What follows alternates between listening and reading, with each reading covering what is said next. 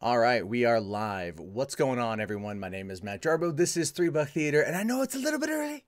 It's a little bit early from when I usually start doing these sort of things, but I wanted to change a couple things up here. I wanted to do something I had a lot of fun doing a few months ago and come back into it. Figured why not the fourth month out of the year try to jump into a new time slot, and that would be an earlier stream talking about the movie news that's going on out there and everything else. And the cool thing about this is this entirely impromptu. None of you guys knew it was coming. None of you knew I was here.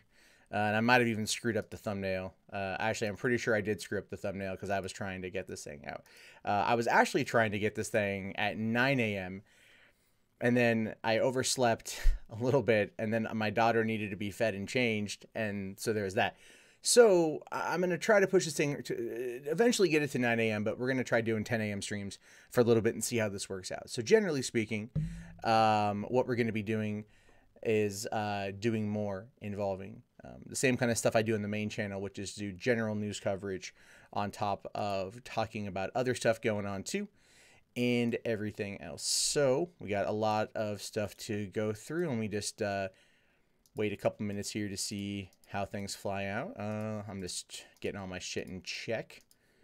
So what's up, guys? Yeah, I know. It's early. It's early in the day. The thing is, I've noticed the movie crowd tends to do better in the morning, and like the news stuff tends to do better way early in the morning. So that's why I'll do the stream on Twitch at night, and then for the main channel and the videos go up, but I want to keep on YouTube for this.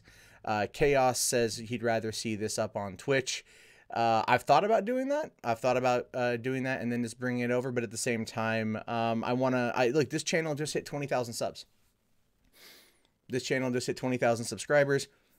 My focus, and I've been open about this, has been to make this my primary for a while now. I wanted to jump in and make $3 Theater kind of my main. Let me just bring up my levels here, because for some reason Microsoft every fucking day decides it wants to readjust my settings. Why am I shilling for solo? I'm not shilling for solo. Not at all. I plan on seeing it, because here's the way I view it. I can't talk about movies if I don't go see the movie, right? Like I believe that's a pretty succinct way of putting it. I can't talk about the movie unless I go and actually watch the fucking thing, right? So there's that to consider, because I can sit there and criticize The Last Jedi all I want, and I will, and I do, because I've seen it, right? Might be problems involving Solo that we knew of from last year, but I still need to see the movie to determine whether or not those problems translated to the screen. You see, I can't review something critically without ever actually engaging with it. Just sitting from a distance and firing off bombs online is not going to make anything better. What's going on, Garrick? Why are people so cynical towards Solo? They want it to fail. They want Solo to fail because they didn't like The Last Jedi. And I brought this up on the mainstream too. I got it right here. I'm going to pop it in and watch it with my girlfriend probably this week sometime. We were catching up on Jessica Jones, and then Easter and birthdays and the baby. It just became a thing. So there's that. What about A Wrinkle in Time? I haven't seen it. Oh, you sent me Streamlabs. I don't have Streamlabs hooked up on this one. I wasn't anticipating that. Let me bring up Streamlabs. I wasn't anticipating. This was literally like I decided to do this last night at like 3 in the morning. I decided to do this. So that's entirely on me. Okay, let me just bring up the account here. Okay. I didn't realize there was a Streamlabs so far. I'll have to put that in. All right. Well, then apparently there's been you're doing Streamlabs Mundane Max. I have that in there. I'm an idiot. I'm a fucking moron. Don't mind me. I have to log out. I haven't had my coffee yet, or my caffeine yet. Let me just get that going. But yeah, it's actually I really have to say, Ready Player One is just a phenomenally good movie. I really, really liked it. It's good stuff.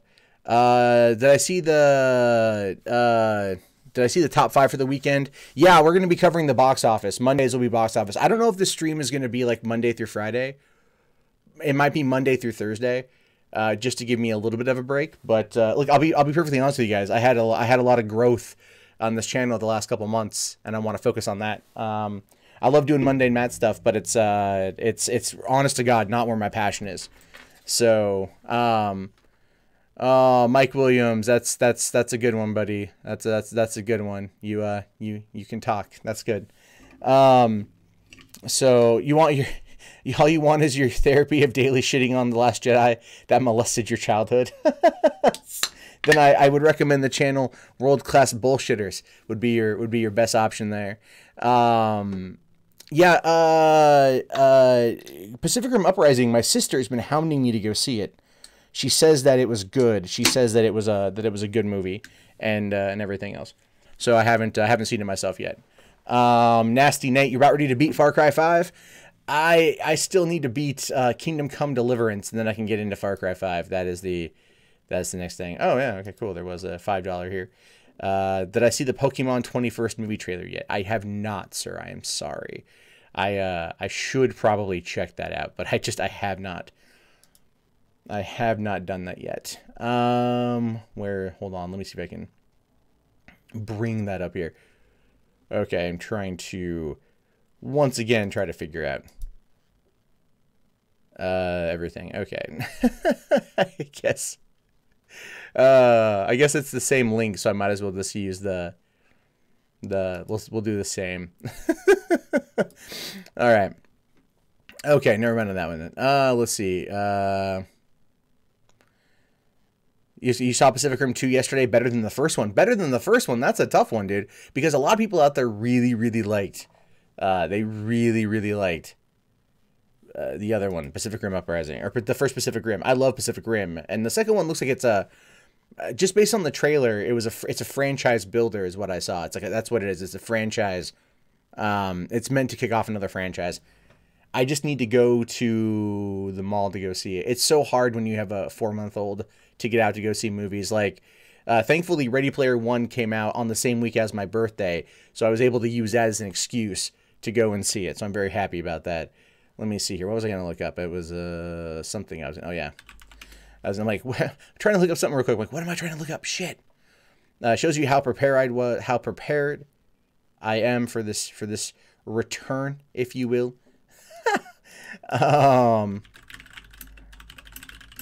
Hold on. Let me just get this up.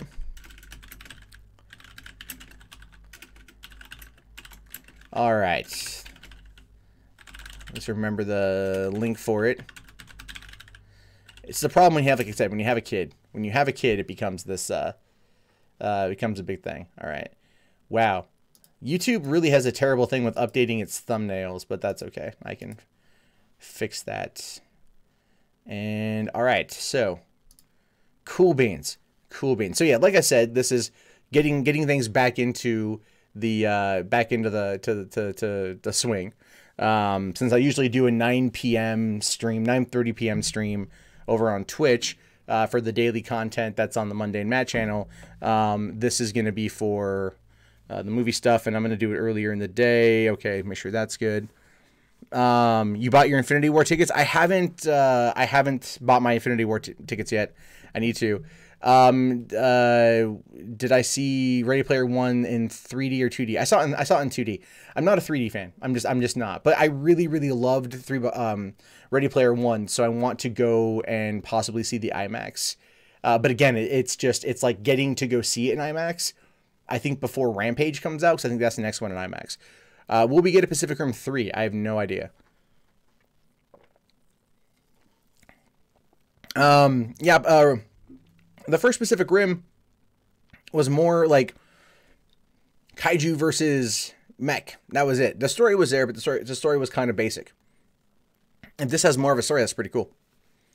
So, will we get a Pacific Rim 3? I don't know. Let's see. Pacific Rim Uprising. We'll take a look at the box office. Mojo. For Pacific Rim.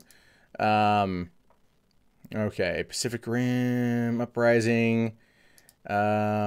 had a I know it had like a 70% drop. Its worldwide gross so far is 231 million, with a large foreign take home. I know China did really well, and that's the whole thing, is it did really well in China and Japan. The first one did, which is why we got this one. Keep in mind that Pacific Rim Uprising is a legendary production that's now owned entirely by a Chinese entity that spent like $3 billion for it. So there's a lot of money at play for that. So am I going to go see Rampage? I am going to go see Rampage. Yes, I am. The trailer had me sold. I'm a big fan of the Midway games. It looks like a fun movie. I want to see what they're going to do. The upcoming Hellboy movie is coming out in October. Wait, no, I think they pushed Hellboy back to next year. Hellboy 2019, I think. Yeah, it got pushed back to January 11th, 2019. It's distributed by Lionsgate. I don't know what Lionsgate got coming out here anytime soon. Let's see. What's coming soon is...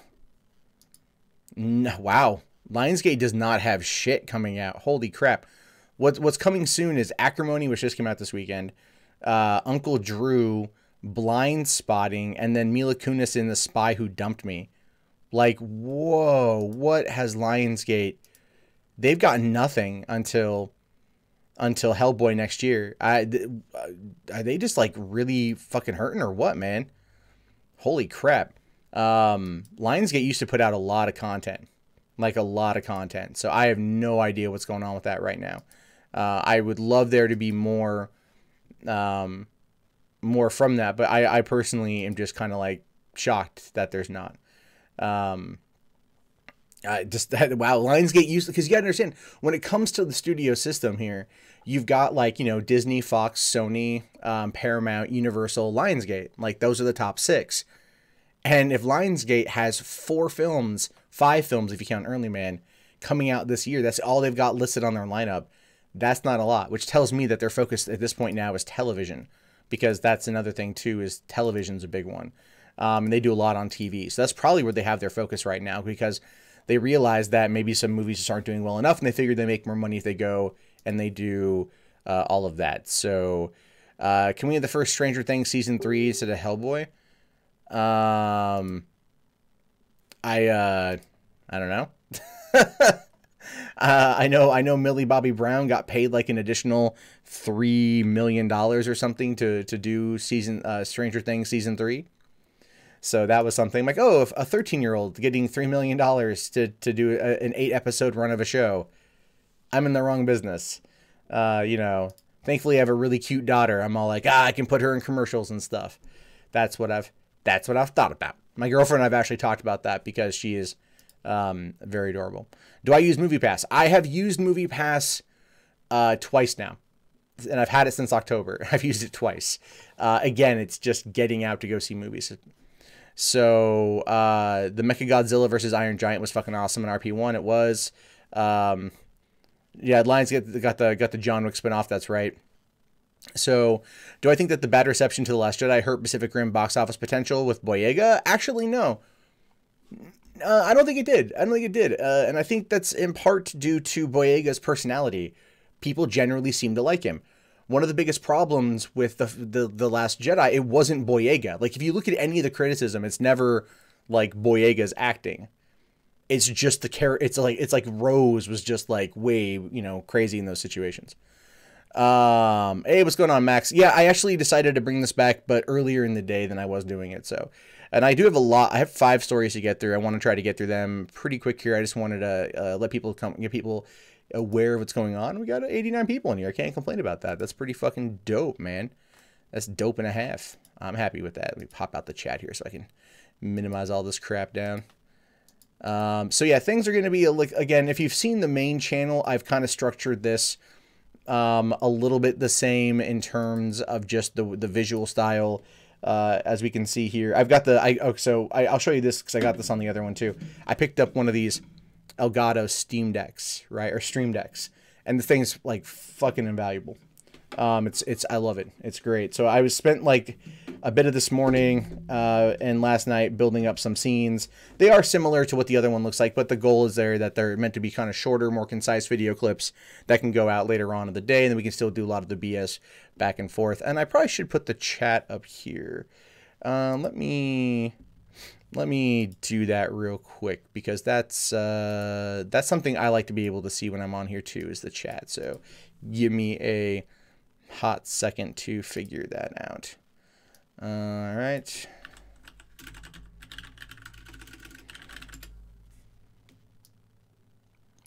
Let's see. Can I don't know if it will. Well, this might actually work. I'm hoping that it's dark, because that's sometimes it works, sometimes it doesn't. Let me do browser source here. So give me a okay. I thought I heard something. I'm like, what? Okay. Let's get that, and nope, it's black. All right, that's not what I want. Well, there's another way around it. There's another solution to the problem, fellas. And that solution to the problem is going to be a window capture. Okay, I thought I heard something. Like, what? Set that up there. Cool. And bring that like that. You guys get to see me do this, alter this crap right on the damn fly. Black, because that is what I do here on. There's another solution to the problem. Solution to the problem is there we go. Cool. So at least for this section of it, the chat's there. So that works out. Set that up there. Cool. And bring that like that. Okay. You guys get to see me do this, alter this crap right on the damn fly. There we go. Now that's that. Now we can see that on the screen, and then when I go to the next scene and stuff, which will be this one, then it will be gone, but it'll be back right there. Cool. So at least for this section of it, the chat's there. So there's definitely that. Cool, man. All right. You guys get to see me do this. So hold on, here my. There we go. Now that's that. Okay. So let's jump into the stuff here. When I go to the next scene and stuff, which will be this one. Then I'm starting to get all my shit stacked. This is what happens when you do it like this at last minute. So there's cool, man. Oh wait. Oh, is there? Oh, sorry. I have headphones plugged in, so I don't hear. And I thought I muted everything. Let me mute the browse desktop here. There we go. That's muted. There we go. That's good. See, technical problems all the time with me. All the time. This is why I suck at what I do. Always have the technical issues. That's probably never gonna freaking change. But it's all right. It's totally okay. All right, let me get that up there. All right, so let's start off this thing. First, let's talk about the box office, right? Because we've got the box office results from this weekend. So with everything that's been going on with movies, you know, it's always fun to take a look at the box office to see what went down. Obviously, this weekend, Ready Player One opened up. You also had Acrimony open up, and looking over here on IMDb, we can see that Ready Player One pulled in $42.1 million with a total gross of $53.2 because it opened on the 29th, meaning that there were Wednesday preview night screenings, and then you had the full Thursday return. So getting $53 million in its first 5 days is not bad. $40 million for the weekend has people calling it a flop, but you know, we'll have to wait and see what happens with that. It was still Easter. Tyler Perry's Acrimony came in at $17 million, which probably isn't bad given that Tyler Perry movies tend to actually be made on the super cheap. Then you've got Black Panther at $11.3 million, bringing home a grand total of $650 million over the course of 7 weeks. That's just insane. I can only imagine. I have no idea what that is. Pacific Rim Uprising has had a huge decrease, a 70% decrease from $45 million in its first weekend, or 40. It was like 37 the first weekend down to $9.2 million in the second. It's a pretty big drop, and it's not working out well. Then you've got Sherlock Gnomes pulling in 7 million, Love Simon pulling in 4.8, Tomb Raider 4.7 million, which I find that to be interesting that Tomb Raider has not done more, but 50 million domestic is not horrible. And then coming down here, you also got A Wrinkle in Time with 4.7 million, and Paul, Apostle of Christ, 3.5 million. A lot of people out there, oops, wrong one. A lot of people out there really love the religious movies. They tend to do pretty well. They do. The religious movies, you know, even though, and this is weird, religious people in the country are like, they're not really growing. The churches aren't necessarily growing, but their media is. You know, more and more people in the United States are identifying as agnostic or atheist, and not going to church. But when it comes to these kind of movies, they make a lot of cash. So that's one of the reasons why you still see them, why Waiting for God and Waiting for God 2 came out, why there's, you know, all of these things that happen. It's because religious, especially Christian, religious, films do very well. It's like Tyler Perry, for example. Tyler Perry does very well in his own right because he's kind of like got the niche of that particular marketplace. He's got that whole market covered, you know, and he can do a wide variety of different films, and people out there are gonna go see him because he is a prominent black director. He's an actor, writer, producer, and the dude makes movies that speak to a certain audience, and that audience responds in kind. There's a guy that I knew of in Los Angeles who would charge. He would do monthly movies. He would do a movie a month. It was all black Christian films. One a month, and he would charge like kind of a Netflix subscription fee for this kind of stuff, and that would end up being like he had, I think, about 15,000 people that were paying like $10 a month or whatever, and he would put that money into doing these really low budget movies, one a month. And my roommate and worked on a lot of them, and they were really crappy, and they were super crappy, but the guy had a solid business model that worked because he was able to play to a specific demographic. And that goes to show you that these kind of films do pretty well. And if you get them in the theater, if you get them in the box office, obviously people out there are going to be able to pay close attention to them.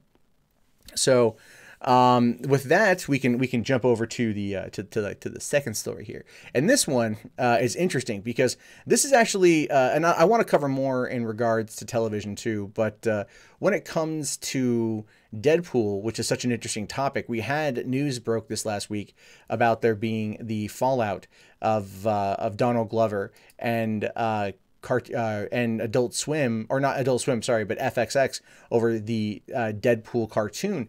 And this image you're looking at on the screen right here actually comes from the test animation released by Titmouse.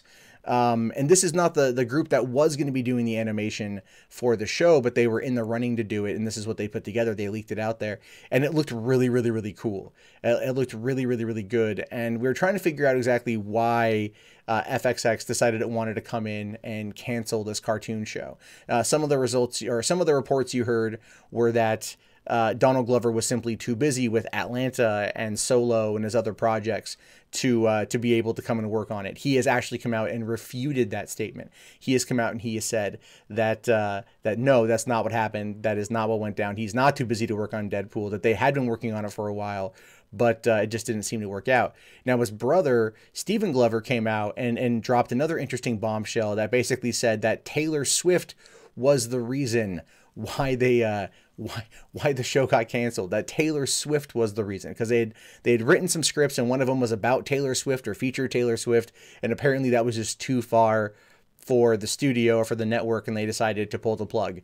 I find that to be very odd, considering how far FXX goes in terms of its content, you know, with shows like You're the Worst and It's Always Sunny, and even Archer, the stuff they get away with in Archer, and yet a Taylor Swift joke was apparently too much for them. I do find that to be pretty weird, so I don't know how entirely true that is, but it could just be like a gaffe at them. But one of the things I really liked was Donald Glover dropped like a 9-page test script, you know, a script of Deadpool that was really like poignant and really funny and really just kind of in the moment of what's happening right now culturally, showing that, you know, if they were to approach the show, it would be very culturally relevant. According to Donald Glover, it wouldn't be too black. They weren't trying to make it black. They were just trying to, you know, make this Deadpool show, and they really wanted to give Rick and Morty a run for their money. They really wanted to make it that kind of irreverent and that kind of humor that would bring in a very large and very devoted, and you could even argue in some cases, crazy fan base. You know, I don't know if there'd ever be like a Szechuan sauce controversy surrounding Deadpool, but you could see there being one at that particular area. So it's one of the things I find to be fascinating. Ultimately, is that Deadpool was a show that I would hope that would come out. I would hope that there would be something there, but the truth of the matter is that. My personal take on it, I should say, my personal take on it is this has more to do with the fact that Disney's coming into the play. Disney Fox purchase, you know, they're going to get Deadpool. Obviously, they're going to want to find a way to move Deadpool into the animation circuit, you know, going into the animated shows on Disney XD, but really tone him down, find a way to migrate him into the MCU. And I have a feeling that they're going to really want to, you know, they're going to really want to homogenize and kind of clip his balls a little bit. And as a result of that, I think this is why FXX decided they wanted to pull the plug on the show before it went to air, because now they're kind of in an area where they can do that. I think the true people here that lost out are the fans who want to see an irreverent, hysterical Deadpool animated show that's done in the vein of the comics and also probably the movies. But this kind of does, if my theory is to be correct, if it is true, I don't know, but if it is, it does play into the fears of what would happen with Deadpool coming underneath the House of Mouse, and how this character that is beloved by many millions, I should say, might come back a completely different character as a result. No, but it's you know, it's true. It could happen. It's Marvel's fault. Screw Ike Perlmutter. It's not Ike Perlmutter. It's not Ike Perlmutter, I believe. I believe that it has everything to do with I think it has everything to do with the Disney. It's not, it's just they know that Deadpool is $1 billion property. They know that it's $1 billion property, and they want to be able to make it work, which is why they're going to, like, you know, Iger will hold it at R-rated for a while. They'll still release it under the Fox label, but for the most part, it's going to be slowly chipped away and made PG-13. So there's definitely that, but I have a feeling that that's what we're going to see coming from the future and stuff. Just as a quick note, we got up to, without any plans, without any pushing, got 114 people watching. That's freaking awesome. I appreciate that, guys. Thank you very, very, very much. This is again, the live stuff. The live stuff's a lot more fun. I'm just not used to being up this early, so I'm still trying to like get my head around it. It's too early. It's too early. Oh my god. All right.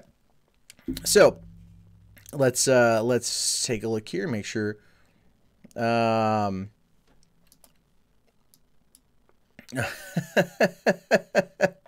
me get the next one lined up here. All right. What is my? I think it's this one. I just want to make sure I have the right article up here. Okay. All right. Nope, wrong one. Right one. There we go.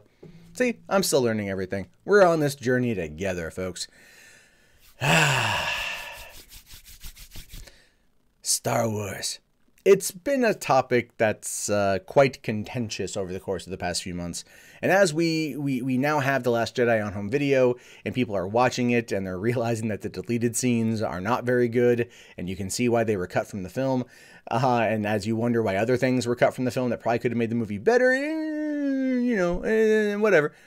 We look forward to the future, right? We've got Solo coming out in less than 2 months, and then in a year and a half, we have got ourselves, well, a little more than a year and a half. It's going to be Episode 9.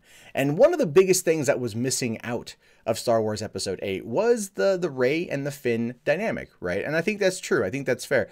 Well, considering that we went into this particular new world, this new franchise, this new trilogy, with them being the two key characters, and the fact that they had good chemistry in Force Awakens, they played off each other very well. It was a lot more fun, a lot more engaging. To have them separated throughout the 99% of the Last Jedi was something that felt very weird, and it was actually not something I quite thought about until I read the articles that have been popping out all week talking about what to expect out of Episode 9 with Rey and Finn together, because they're going to be spending most of the time together will be together for most of episode 9 is kind of what we're hearing right now. This is coming out of John Boyega himself when he was at Action Con over the weekend, where he was, or some festival over the weekend, where he was talking about, what to expect from episode 9. And he says he hasn't read the script yet, but he got a text from Daisy Ridley saying, "Oh my God, we're together again." And making, and that actually makes me feel pretty good that they're starting to course correct slightly, because if they are going to bring them together and they are going to make them clearly more of a cohesive unit for the movie, for the third and final part of this trilogy, I think it will do a lot to kind of maybe bring back some of the fans from Force Awakens who felt left out in the cold from The Last Jedi. Now, other people out there may entirely disagree, but let me ask you this. Let me just kind of posit this question. Would you prefer to see, Finn and Rey, or Finn and Rose? Right? And there are people out there that loved Kelly Tran as Rose, and they love the character, and I guess bless them for that, right? But when it comes to, like, I think the fun of the franchise, you want there to be Finn and Rey together, and maybe tossing in a little bit of Poe for good measure, because we know that they are going to be establishing some kind of love triangle that was clearly introduced at the end of The Last Jedi when Rey and Poe met for the first time. Which here's something funny: if you read the novelization of The Force Awakens, Rey and Poe met actually at the end of the book when they were all back at the Resistance base together. Yeah.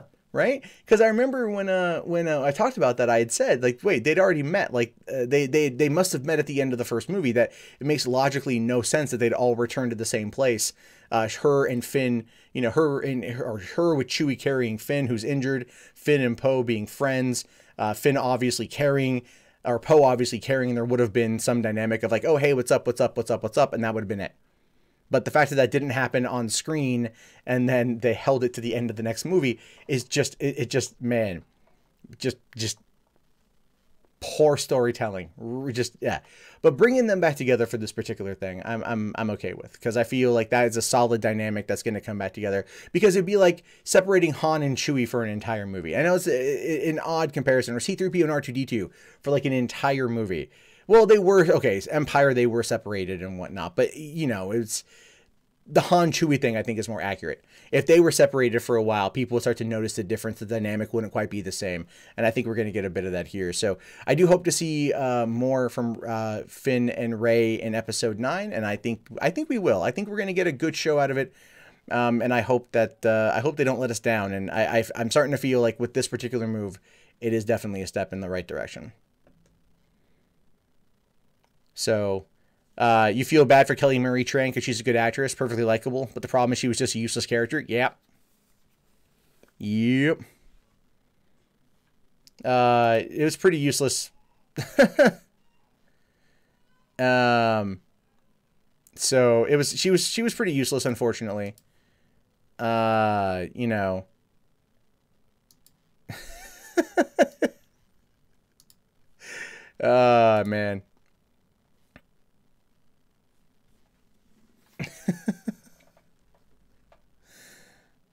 Okay. Let's see. Where are we at now? Where am I at? Okay, I'm on this one. I want to double check out the right article here.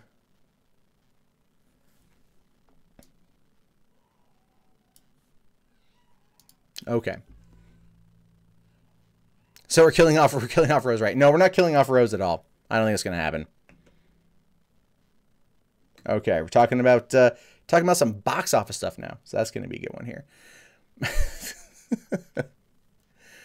Okay, so I know I've talked a lot about Star Wars recently, like a lot, to the point where people have been like, hey man, can you just start a whole other channel talking about nothing but Star Wars? But when it comes to movie news, interesting movie news surrounding the Star Wars franchise is pretty interesting, especially now that we're getting a little bit of the box office predictions for Solo. And Solo is going to be one that I think maybe will make or break what's currently happening with Kathleen Kennedy and Lucasfilm right now. Just my theory on it, just my opinion.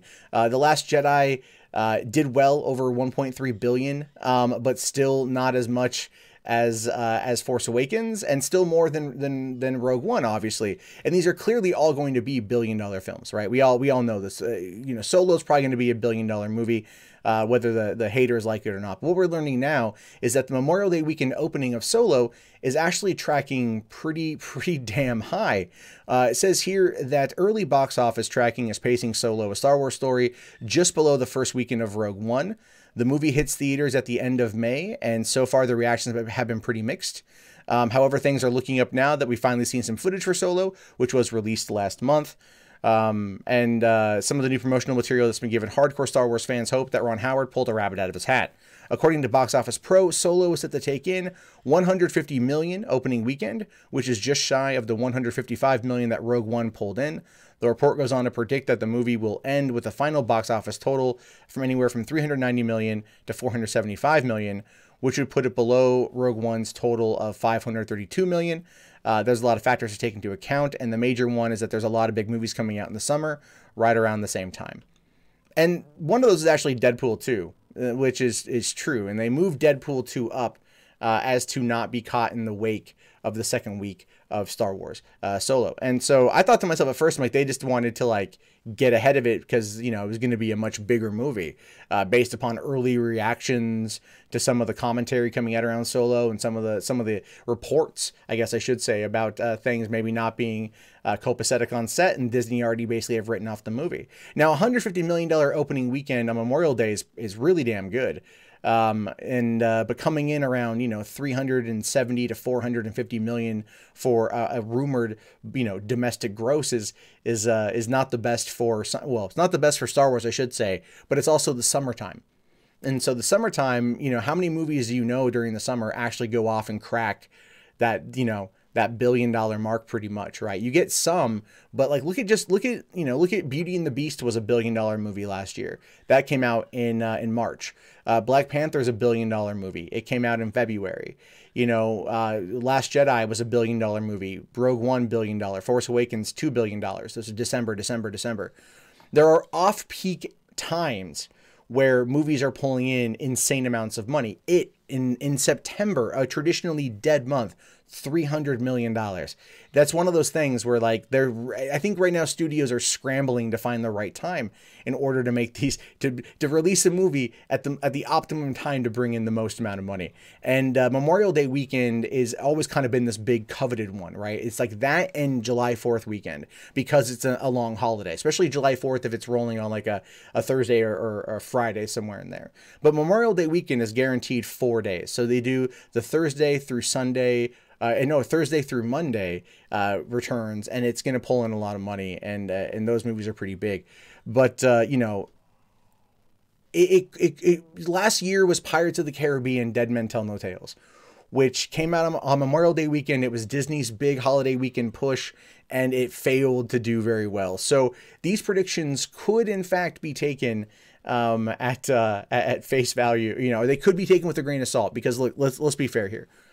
Avengers opens up, in just a couple weeks, right? They moved it up a week earlier in order to clear out a couple week path before Deadpool. And then Deadpool moved up as to not be caught in the wake of Solo. And if 150 million is legit, if that really does happen, the second weekend take home for Solo is going to be about another 60 to 75 million, maybe, right? Like, maybe a little bit less, but that's still a pretty big haul that is going to suck the air out of what Deadpool might make. And so Deadpool getting that first week now actually does make more sense now that I think about it. And so I'm hoping that the movie does well. I'm actually more hoping that Deadpool, or that Solo does well as just a movie. You know what I mean? Like, because I know a lot of people out there want this movie to fail, and I get it. But at the same time, I'm like, I want it to do well, so then maybe they learn, like, this is how we do it, and this is how we're going to make it going forward. But I also just wonder if it's just too late for the franchise, and too many people have jumped shipped for it to be as sustainable as it is, or as they want it to be going forward. So... John Campia will tell us that the Game of Thrones girl and Gambino had 2 outstanding roles. Oh yeah, and X-Men Apocalypse. I forgot about that one. Yeah. Uh, Slolo the movie will really kill hands. I don't know. I don't know. Let's get this. Like, and there's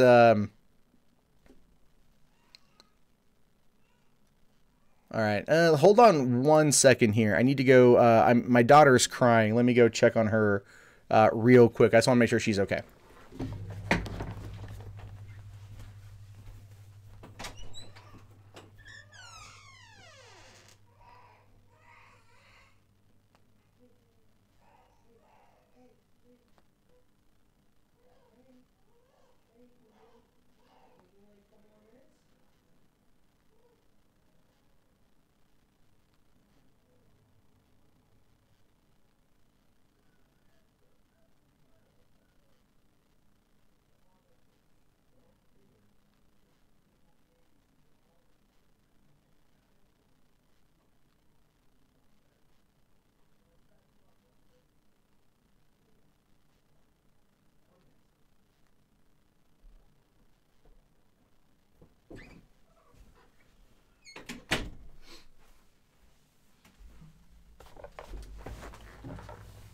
Okay.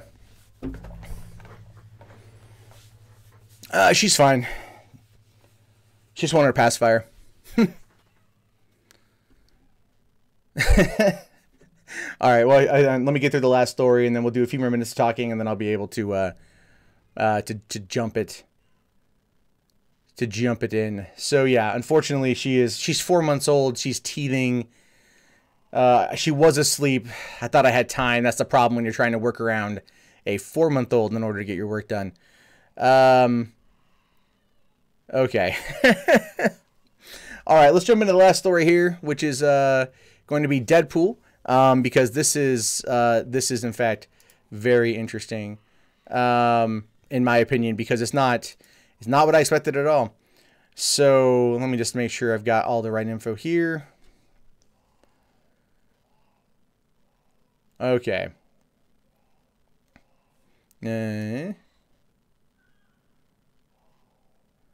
All right, that'll be fine. Cool.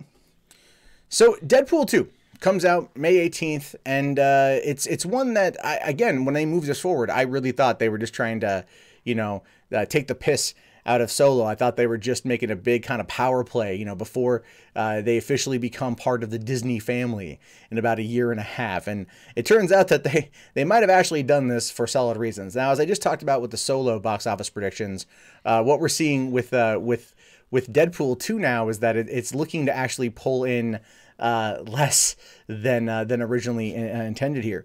So according to Screen Rant, they say that per Box Office Pro, the long-range tracking for Deadpool 2 suggests it will earn an even $100 million in its first 3 days. In comparison, the first film grossed then a record-breaking $132 million in its debut, $152 million for the 4-day President's Day holiday. Based on the estimates, Deadpool 2 could end its domestic run with a total of $242 million, a figure that is considerably less than the $363 million Deadpool pulled in. While that discrepancy is eye-catching, it isn't anything to worry about. Which is basically true, depending on how the movie does overseas. Anything could happen, right? Let's be fair, anything can happen. Solo, estimating to pull in $150 million over the course of a 4-day Memorial Day weekend, and then Deadpool looking to pull in $100 million over the course of his first 3 days, probably including the Thursday night preview screenings. I feel like anything could happen here. But as you can tell, there's a lot of congestion, right? There's a lot of congestion. And I've previously mentioned that movies outside of the traditional summer movie season can do well if marketed well and released at the right time. Beauty and the Beast, Deadpool, the first one was a February release. Even the year before Deadpool was Kingsman Secret Service. That did quite well worldwide. And that came out in February. Black Panther, $1 billion in February. February is a pretty hot month unless you're Jupiter ascending. But then coming into summer, these last couple summer seasons have been pretty bad in terms of returns. Only a couple movies tend to make all the money. With Avengers Infinity War coming out, that is going to suck up all of the air around it. With the week leading in and the few weeks leading out, I'd go as far as to argue that Avengers Infinity War is going to basically suck the air out of the room for an entire month. It's going to just eviscerate anything that comes in its path from the 3 weeks it comes out. And in fact, it could have at least a pretty decent hit on Deadpool. And one of the reasons why it might be looking to not make as much money in its first 3 days as the first movie did, when the movie at this point now is being hyped up and hyped up and hyped up as much as it is. So it's one of the things to look at here about, again, whether or not this thing does actually well, I have no idea. I do, like, if I'm being honest here, as much as I'm a Star Wars fan, I want Deadpool 2 to beat out Solo. I do. I do. I want it to win. Because I feel like that property has got longer legs than standalone spin-off Star Wars movies does.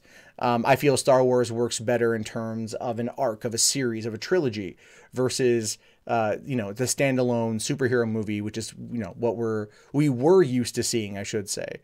Once this deal goes through with Disney and they officially acquire Fox, the standalone movie is going to basically be dead. It's going to basically be dead. It's all going to go into franchises, so on and so forth. So we should enjoy these while we can, I should say.